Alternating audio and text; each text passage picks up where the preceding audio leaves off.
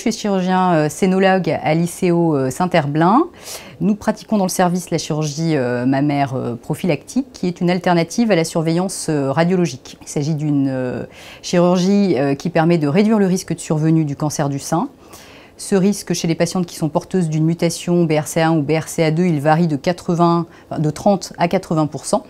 Et la chirurgie permet de réduire ce risque à moins de 3%, ce qui est inférieur à la population générale. L'intervention consiste en une ablation préventive des glandes mammaires avec une reconstruction mammaire qui peut être réalisée de manière immédiate.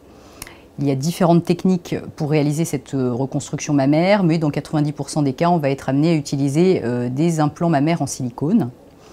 C'est une chirurgie qui modifie la morphologie et la sensibilité des seins, donc qui nécessite un très bon accompagnement préopératoire et un délai de réflexion suffisant. C'est également une chirurgie qui est un petit peu plus lourde dans le post-opératoire que l'annexectomie prophylactique et qui va nécessiter une rééducation de kinésithérapie et un accompagnement infirmier après une hospitalisation de quelques jours.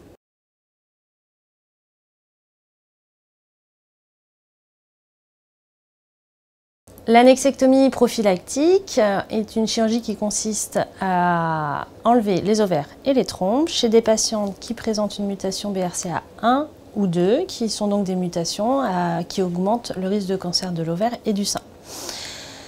On propose cette chirurgie, elle n'est bien sûr pas obligatoire, et le but est de diminuer le risque de cancer de l'ovaire, qui reste une maladie malheureusement grave, pour laquelle on n'a pas de moyens de dépistage actuellement. Cette chirurgie permet de diminuer le risque de cancer de l'ovaire d'une part, chez nos patientes qui présentent une mutation BRCA2 qui présente un risque de cancer de l'ovaire à peu près de 25%. Les BRCA1, un risque de cancer de l'ovaire estimé entre 25 et 50%. Et en faisant cette chirurgie-là, on diminue ce risque à peu près 1%. C'est une chirurgie pour laquelle qu'on peut proposer parce que ça reste une chirurgie assez simple dans le jargon chirurgical, qui dure une vingtaine de minutes, qui est faisable par chirurgie mini-invasive avec une très bonne récupération post-opératoire et qui se fait en chirurgie ambulatoire.